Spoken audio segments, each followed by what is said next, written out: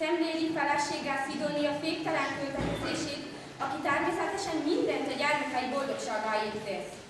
A lányokat férjhez kell adni, mert ez biztosíthatja a család jövőbeni jólétét.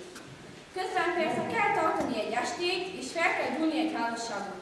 A legidősebb lány Szerafin már megtalálta a megfelelő férfit, férjétette és anyjához hasonlóan költekezésével igyekszik romlásba is taszítani. Bizony, a buborékok széthukkannak, a csillogó hazugságok lelepleződnek, és a családi panoptikum szétesni látszik. Persze azért ne aggódjunk túlságosan. A passzívnak tűnő családfő kézbe viszi az ügyet, és rendetlen, mert a családot meg kell menteni, a szerelmeseket pedig össze kell hozni. No, de hadd mutassam be magunkat. Szidónia vagyok, a család fejjel. Természetesen a családban én viselem a galagot. Férjem Ignác, ő azért van, hogy a kedvemben járjon. Náci! Gyermekeim Béla, Robert, Gizella,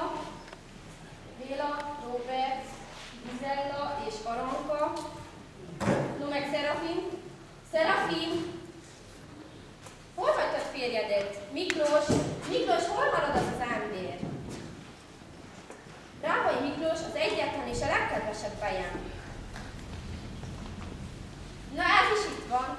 Ez a borzalmas ember Morosán Demeter, s még a fiát is magával hozta. Mindjárt elájulok. Itt jön szegény, megözvegyült Csereckiné barátnőm.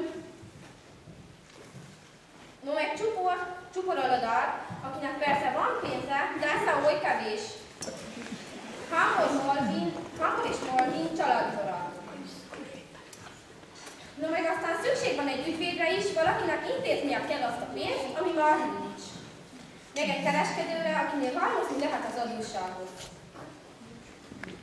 És hogy kényelmünk teljes legyen, van nekünk egy szobalányunk és egy dinosunk. Hát itt vagyunk, ez a díszes társaság. No, de akkor kezdődjön a móka. Náci, vezess ki. Ó, igen, édesem.